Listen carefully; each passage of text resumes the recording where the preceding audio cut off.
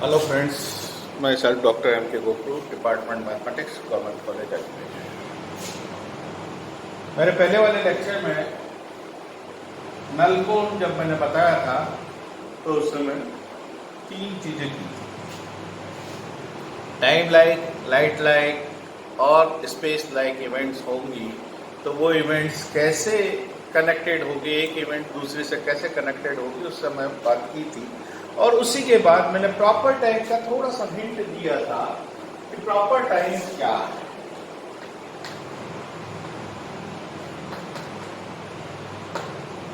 और proper time के hint देते समय मैंने बताया था कि बटरफ्लाई पर अगर कोई बैठा है और बटरफ्लाई की वेलोसिटी, उसकी पोजीशन, उसके बारे में कोई बात कर रहा है तो वो उसके लिए प्रॉपर होगा। जो टाइम इवेंट्स जो ऑब्जर्व कर रहा है बटरफ्लाई पे मूव करते हुए, बटरफ्लाई के इवेंट पर हो रही इवेंट्स को ऑब्जर्व करता है तो वो उसके लिए प्रॉपर टाइम है। तो उसी चीज को ध्यान में रखते हुए अगर हम प्रॉपर टाइम की बात करें तो एक पार्टिकल v वेलोसिटी से मूव कर रहा है along x axis S frame में। हम जनरली दो फ्रेम की बात करते हैं अब तक स्पेशल रिलेटिविटी में। तो पहली फ्रेम जो हम एस फ्रेम कहते हैं, सेकंड फ्रेम को एस डैश फ्रेम करते हैं। S dash frame is moving with velocity v along x axis. तो ये सारा कंसेप्ट हमारे दिमाग में पहले से है। अब पार्टिकल कोई v वेलोसिटी से मूव कर रहा है फर्स्ट फ्रेम के रेफरेंस में। ये मैं थोड़ा सा बना देता हूं, y z x origin O. Second frame is moving along x-axis,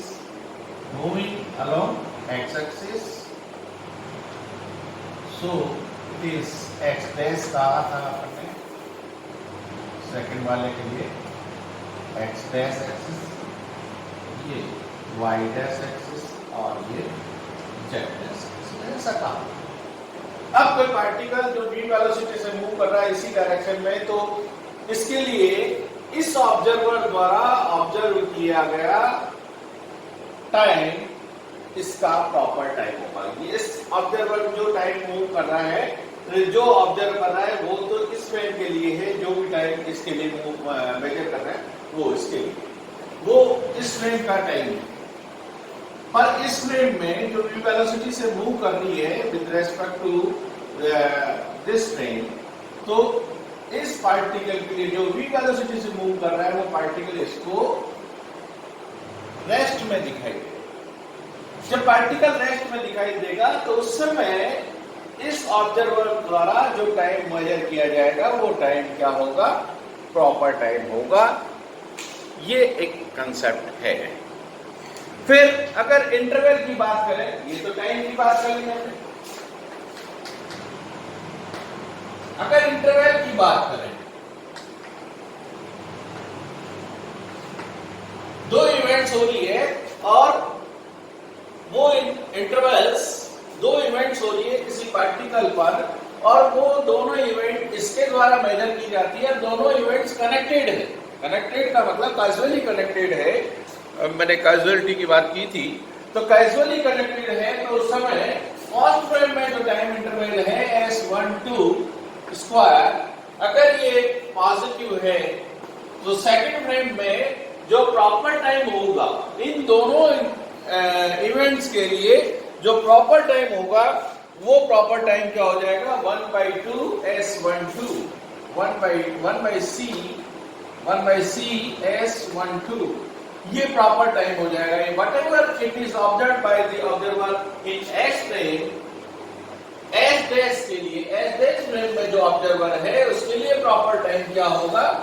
S12/c से आएगा। ठीक है। अगर दो इवेंट कैजुअली कनेक्टेड है तो उनके लिए टाइम इंटरवल फर्स्ट फ्रेम में ये होगा और सेकंड फ्रेम में जो ऑब्जर्वर है which is moving along with the second frame, observer moving with the second frame, यानी moving with velocity v in along x axis, और इस पार्टिकल में जो दो इवेंट है उनके लिए, उन दो इवेंट्स के होने के लिए उनका इंटरवल दो कैजुअली कनेक्टेड होगी। अगर टाइम लाइक है तो कैजुअली कनेक्टेड इस फ्रेम में है तो इस फ्रेम में भी होगी, ये अपन ने पहले देखा था।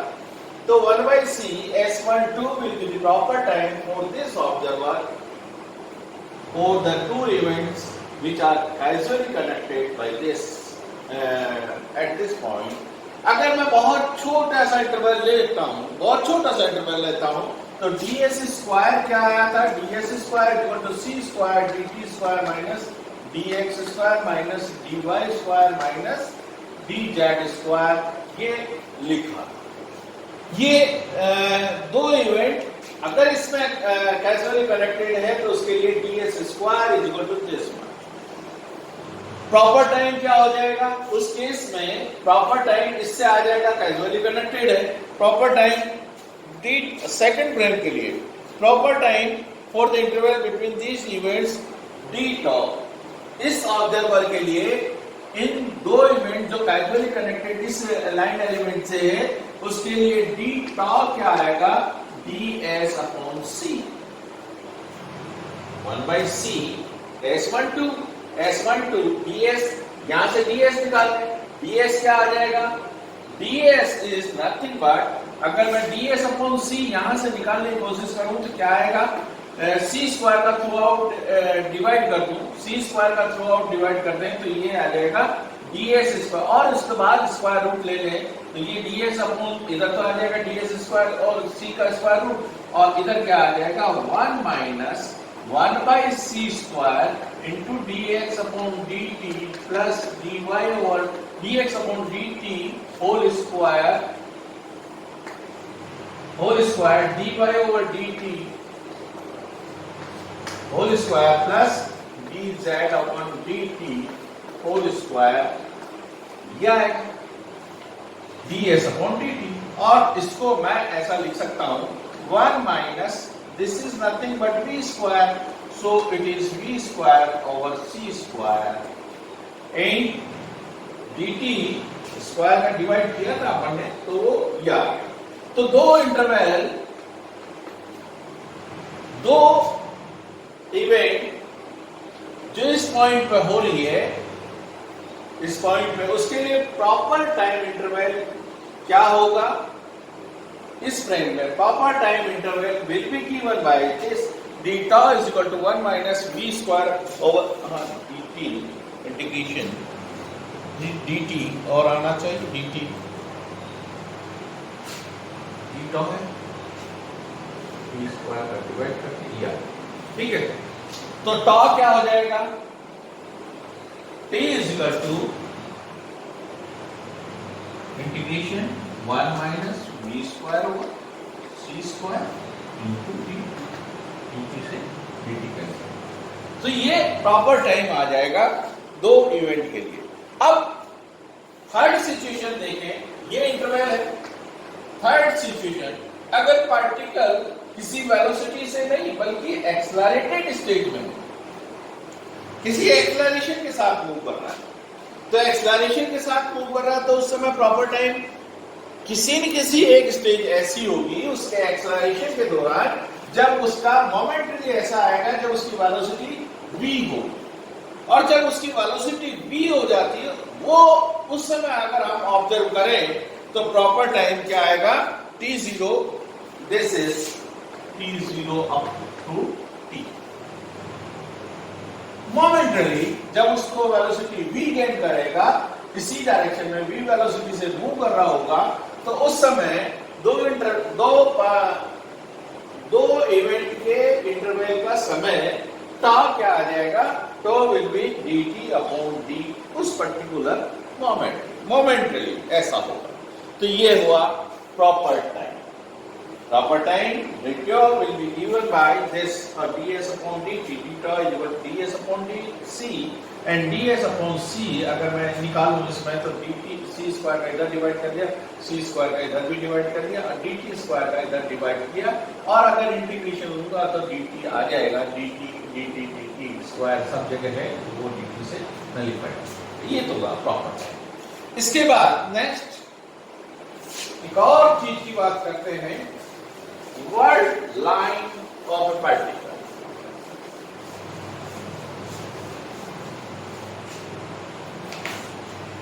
वर्ड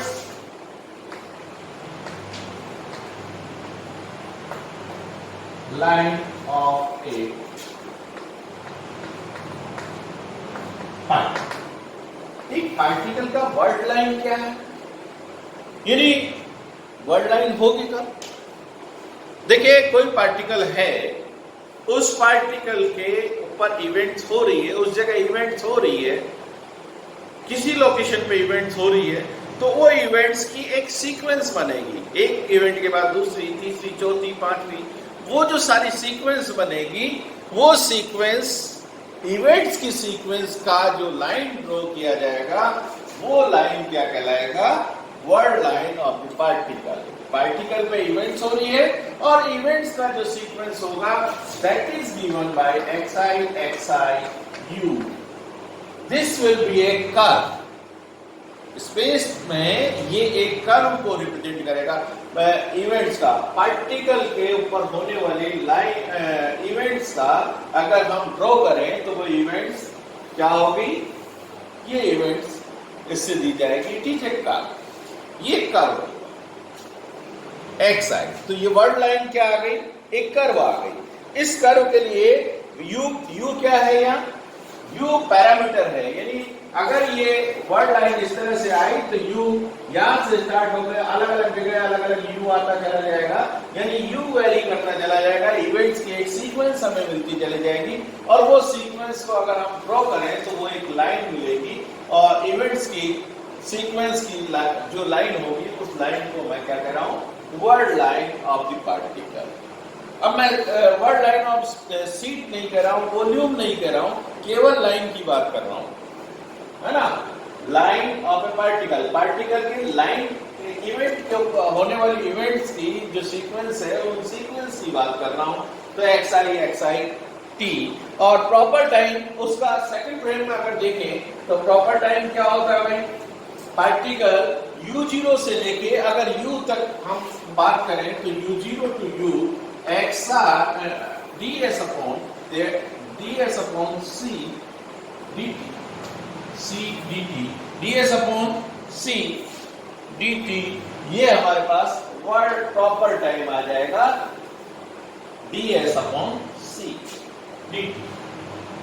डी टॉ मैंने उसमें लिखा था प्रॉपर टाइम में, तो डी टॉ से टॉ इंटीग्रेशन करेंगे तो u0 से u0 ds upon c, ये हमारे पास आ गया।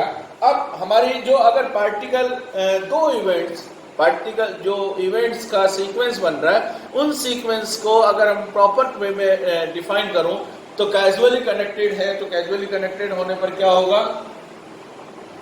ds स्क्वायर इक्वल टू क्या आ जाएगा? Casually connected. देखिए, दो ले रहे थे, दो इवेंट ले रहे थे, दो इवेंट की सीक्वेंस ले रहे थे, तब तो प्रॉपर टाइम की बात कर रहे थे। अब यहाँ अलग अलग इवेंट्स हो रही है, उसी पार्टिकल पर अलग अलग इवेंट्स हो रही है, उनको सीक्वेंस के रूप में ले रहे हैं, तो ds स्क्वायर क्या होगा? ds square equal to c square dx4 whole square minus dx1 whole square minus dx2 whole square minus dx3 whole square, ऐसा हो। x4, x1, x2, x3, x4 क्या है? ये उस पर्टिकुलर पॉइंट इवेंट क्या, x1, x2, x3, x4 क्या है? उस पर्टिकुलर इवेंट का। अब यहां तो इवेंट की सीक्वेंस है, तो x1, x2, x3, x4, फिर उसके बाद में नेक्स्ट x3 के x1, x2, x3, x4 की वैल्यू बदलती चली जाएगी, और वैल्यू हम xy z t की जगह x1, x2, x3 ऐसा लेने पर हमें इवेंट्स की से एक दो इवेंट के बारे में मिल जाएगा, तो दो इवेंट के इंटरवल के या लाइन एलिमेंट मिल जाएगा। और इस लाइन एलिमेंट को अगर मैं इसको जो लिखूं, ds square dx over dx c square, d से this is c square and dx4 over dt whole square minus dx1 over dt whole square minus dx 2 over dt whole square minus dx3 over dt whole square into क्या किया मैंने into dt square और लिख दूंगा into dt square क्योंकि T square का dt का यहाँ dt स्क्वायर का डिवाइड किया dt स्क्वायर का कर दिया। इसको ऐसा भी ले सकते हैं। अब ds स्क्वायर इक्वल टू ये आ गया मेरे पास, और इसको मैं प्रॉपर वे में लिखना चाहूं तो क्या होगा, ds square equal to eta ij dxi over dxi over dt dxj over dt। In general मैं ऐसा लिख सकता हूं into dt square. In general इसको ऐसा लिख सकता हूं। देखिए क्या है, i और j takes different value 1 to n जितने इवेंट्स हैं उन इवेंट्स के सारे इवेंट्स को मैं डिफाइन करना चाहूं तो i is equal to 1 to n, j is equal to 1 to n and summation convention हमने टेंसर में पढ़ा था। समेशन कन्वेंशन अप्लाई करें तो i is equal to 4 and j is equal to 4, eta ij is equal to eta 4. So eta 4 will be equal to 1 and this 4 dx4 upon dt आ जाएगा, यानी eta 4 is equal to c square, eta 11 इसका coefficient eta 11 is equal to -1, eta 22 is equal to -1, eta 33 is equal to -1 and बाकी की cross term कोई है नहीं, इसलिए cross term कोई आएगी नहीं। तो ये ऐसा लिखा जा सकता है, ds स्क्वायर को इस तरह से भी लिख सकते हैं। और ds स्क्वायर को ऐसा लिखने पर मेरे पास टॉ क्या है, tau is equal to integration u0 to u in general world line के लिए 1/c एज इट इज और eta ij dxi over dt dxj over dt and dt। देखिए this is nothing but ds square, मुझे चाहिए ds square root लेंगे इसका तो square root ये आ गया 1/c as it is and square root of this into dt। This is the proper time for the word line, proper time for the word line 1/c and this is। अब इसको देखिए एक particular situation में समझें, इस सारी चीज को समझने का प्रयास करें, हमारी वही फ्रेम ऑफ रेफरेंस के हिसाब से बात करें और उसको समझने की कोशिश करें। तो देखिए मैं एक फिगर ड्रॉ करता हूं वर्ड लाइन के लिए, कब कौन सी वर्ड लाइन बनेगी, ओ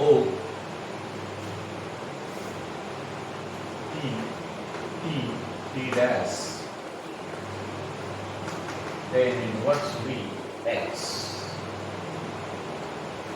ये मैंने एक फिगर ड्रॉ किया उसको समझने के लिए। तो तीन डिफरेंट सिचुएशंस की बात करेंगे। तीन डिफरेंट सिचुएशंस क्या है, देखिए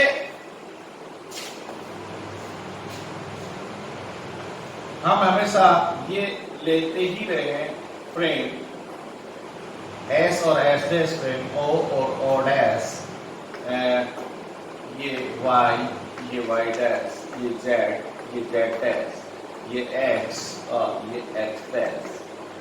X और X डैश एक ही लाइन में क्योंकि सेकंड फ्रेम v वेलोसिटी से ऊपर। अब किसी पार्टिकल के लिए वर्ड लाइन, किसी पार्टिकल पे होने वाले इवेंट्स की वर्ड लाइन की बात करनी।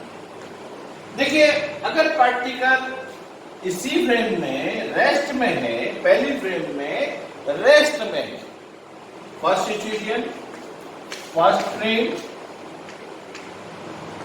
And particle is at rest, तो उसके लिए ऑब्जर्वर का जो टाइम होगा proper time that will show this axis, वो प्रॉपर टाइम ये एक्सिस शो करेगा। ये टाइम एक्सिस है, ये एक्स एक्सिस है, ये टाइम एक्सिस है। तो जब पार्टिकल फर्स्ट फ्रेम में ऑब्जर्वर है और फर्स्ट फ्रेम में ऑब्जर्वर पार्टिकल रेस्ट में है, तो उस केस में ये टी क्या करेगा, वर्ड लाइन को शो करेगा। सेकंड सिचुएशन कि पार्टिकल v वेलोसिटी से मूव कर रहा है, particle is moving with velocity v along x-axis, if they move with a uniform velocity v relative to this frame, first frame along x-axis की तरफ v velocity से move कर रहा है और ऑब्जर्वर फर्स्ट फ्रेम में ही है, ऑब्जर्वर फर्स्ट फ्रेम में ही है, तो उस केस में पार्टिकल की वर्ड लाइन किससे आएगी? इस लाइन पर, जो कि tan इनवर्स v का एंगल बना रहा होगा, tan इनवर्स v का अलोंग x एक्सिस। ये वर्ड लाइन कब? सेकंड सिचुएशन मैंने बताई थी कि if the particle, if it moves with uniform velocity v relative to this frame along x-axis, its world line will be a straight line in xt plane through the origin O and making an angle tan inverse v। tan inverse v का angle बनाते हुए ये word line इस तरफ बनेगी। तब जब particle v velocity से अलोंग x एक्सिस मूव कर रहा है, ऑब्जर्वर यहां ऑब्जर्वर। अब थर्ड सिचुएशन, प्रॉपर टाइम, इस फ्रेम में ऑब्जर्वर यहां है और पार्टिकल v वेलोसिटी से मूव कर रहा है, तो पार्टिकल कैसा लगेगा? एट रेस्ट लगेगा। एट रेस्ट लगने पर third situation, if S with the inertial frame in which this particle is at rest and then this straight line is the time axis OT dash, उस case में ये time axis होगी। उस case में अगर particle का observer second frame में है, जो कि सेकंड फ्रेम अपने आप में v वेलोसिटी से मूव कर रही है, पार्टिकल भी v वेलोसिटी से मूव कर रहा है अलोंग x एक्सिस, तो पार्टिकल क्या लगेगा? सेकंड ऑब्जर्वर को एट रेस्ट लगेगा और उसमें जो इवेंट्स की सीक्वेंस होगी, उन इवेंट्स की सीक्वेंस की बात करें, OT dash of the frame S dash, the axis OX dash coincide with OX dash coincide with OX।